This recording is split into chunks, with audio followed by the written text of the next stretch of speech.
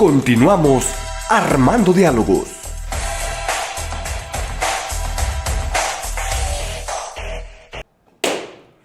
Fíjate, tocayo, que yo quiero...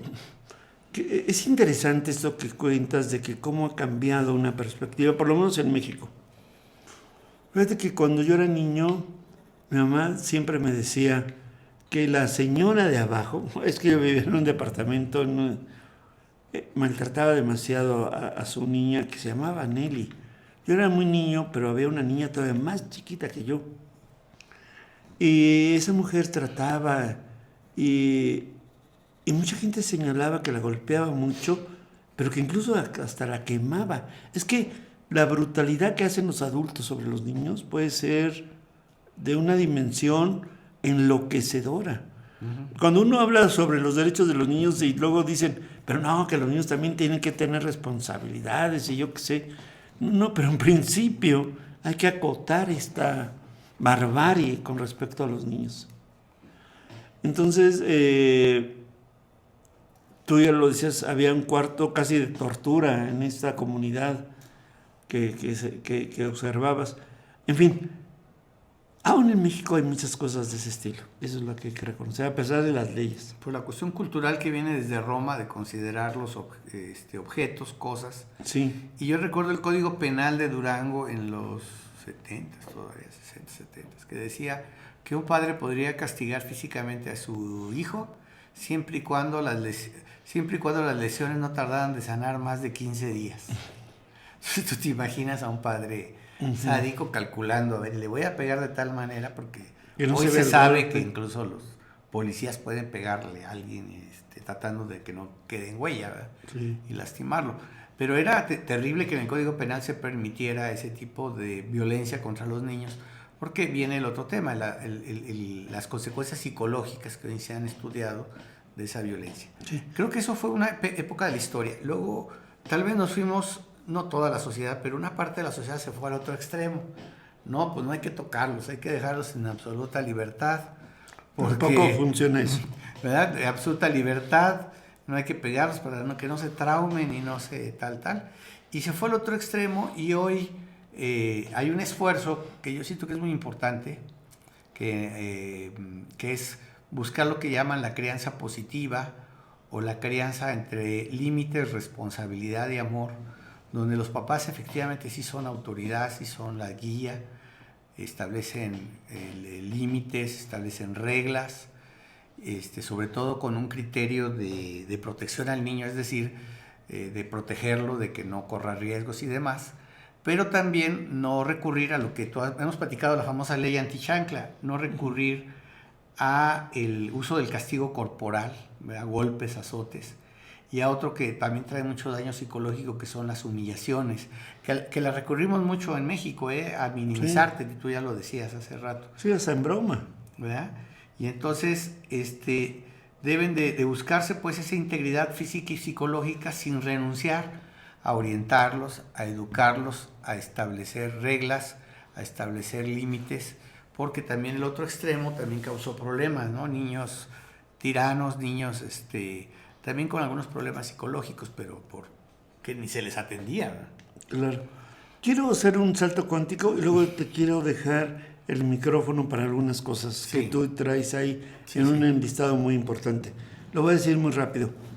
A pesar de que hemos hecho un recuento histórico y hemos comentado cómo se entrelaza lo histórico como lo político y los derechos, el dato que quiero dar es el siguiente y no voy a ahondar, otro día lo podríamos ahondar, pero en la guerra que ha habido entre Israel como agresor, porque es la verdad, a Palestina, ha habido un retroceso monumental, un retroceso histórico fatal, porque ¿quién crees que fueron las víctimas primordiales del ejército israelita?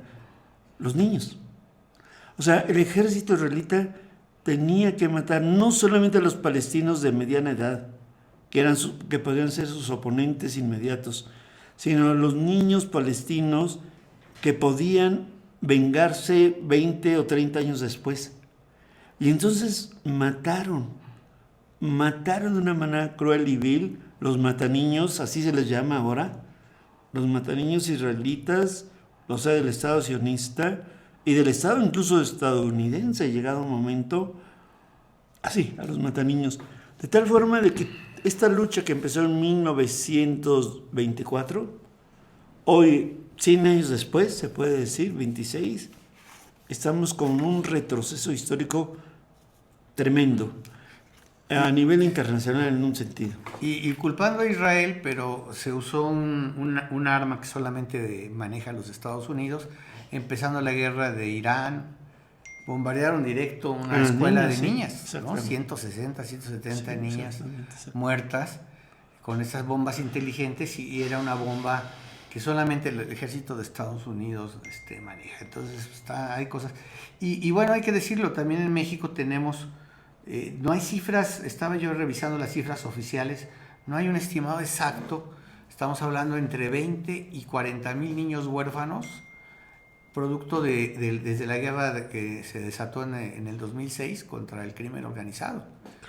De hecho, al finales del sexenio de Felipe Calderón, los legisladores de repente se dieron cuenta en la emoción o en la distracción de toda la guerra, que empezaron a decir, oye, aquí hay efectos colaterales, y uno de los efectos más graves es los huérfanos. Los huérfanos. O sea, y luego hubo un debate, hasta un diputado, ahorita no le voy a echar a ningún partido, pero un diputado subió, oiga, es que no podemos nosotros andar apoyando a hijos de criminales. Y ya se subió otro cuate, oye, los hijos no tienen la culpa que sus papás ya hayan sido lo que hayan sido, y no todos podemos demostrar que hayan sido criminales. Claro, además. claro. Entonces creó la comisión, todo el Sistema Nacional de Atención a Víctimas.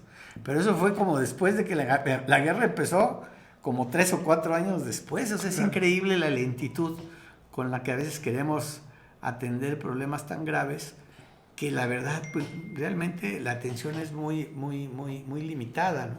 Y no solamente tenemos el problema de los huérfanos, tenemos el problema de que niñas y niños y adolescentes son reclutados violentamente para formar parte del crimen organizado. Y tercer problema, que por eso en parte hay por ahí becas para estudiantes y demás, o hay políticas públicas para eso, de que se descubrió que en lo que va de la guerra, el mayor número de muertos eran jóvenes.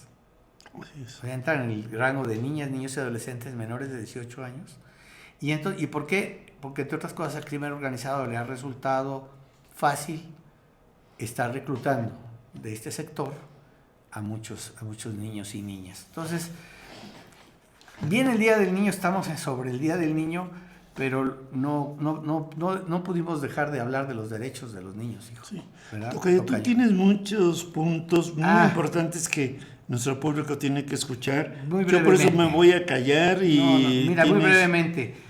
Naciones Unidas estableció que en México tenemos que mejorar nuestro sistema que se llama el CIPINA, el Sistema de Protección de Niñas, que es para promover que la autoridad proteja a los niños. También mejorar nuestras procuradurías de defensa de los niñas, niños y adolescentes. Aquí en Durango hay hasta un área de justicia para niños. Está el asunto de la no violencia, que incluyó, ya hemos hablado del reclutamiento, la violencia sexual, los embarazos infantiles y del castigo físico. Está el interés superior de la niñez. Ahorita que viene el Mundial hay que ver el asunto del turismo infantil, del trabajo infantil, de la trata, de la explotación y obviamente de los fenómenos migratorios que ya comentamos y la separación de las familias.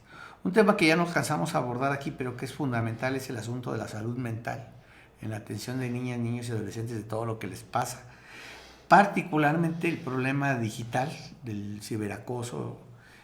Hasta los niños están preocupados por esos temas y en algunos países ya se empezó a establecer que hasta los 14, 15 años debe darse a los niños un teléfono celular, que ya se descubrió que los niños están enfrentando muchos problemas psicológicos por tenerlos desde muy pequeñitos, los aparatos celulares. Pero además, fíjese que es chistoso, hay una investigación muy seria donde los niños actuales, aún con sus celulares y sus tablets y computadoras, son más infelices que los niños de hace 10 años atrás. Demonios. Entonces, a la larga no es tan satisfactorio o tan bonito o tan agradable estos aparatos. Se ha descubierto por cuestiones de ansiedades y otras cosas.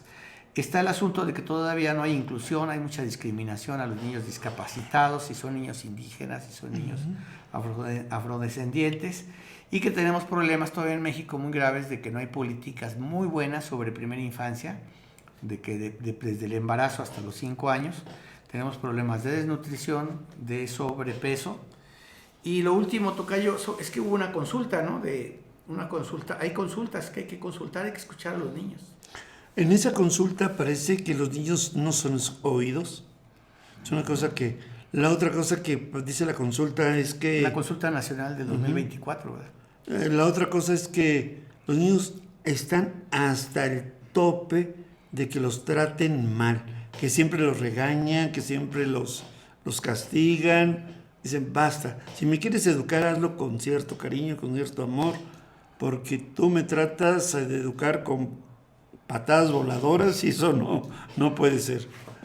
Así que, y también hay una cosa muy interesante que quizás se está haciendo, quizás no, es que los espacios públicos, y en particular las escuelas, se conviertan en lugares gratos para vivir. Espacios públicos quiere decir un jardín, un patio, una cancha tal vez de fútbol, pero que las escuelas también sean santuarios donde los niños se puedan proteger.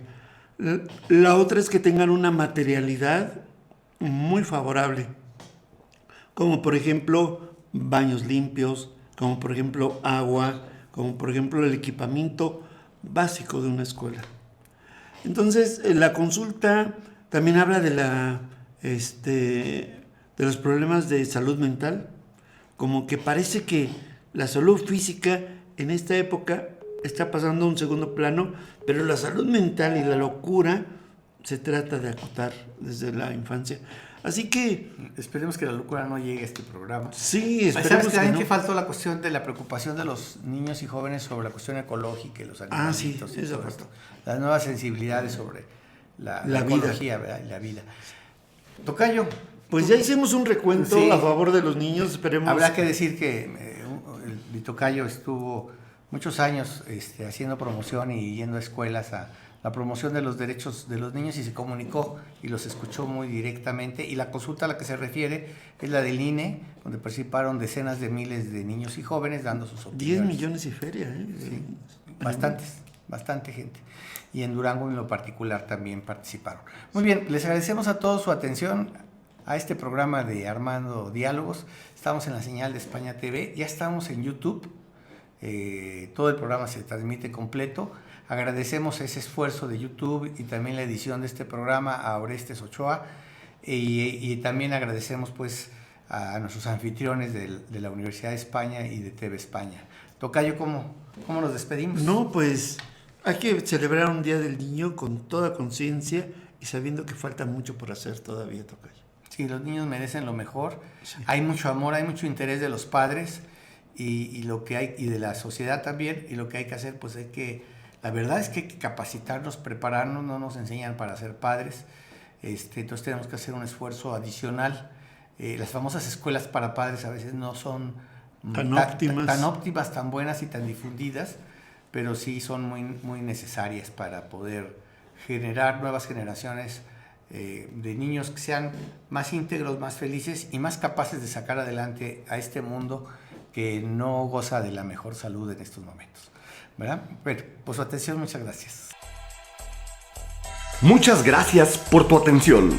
Te invitamos a que nos sigas en nuestra próxima emisión.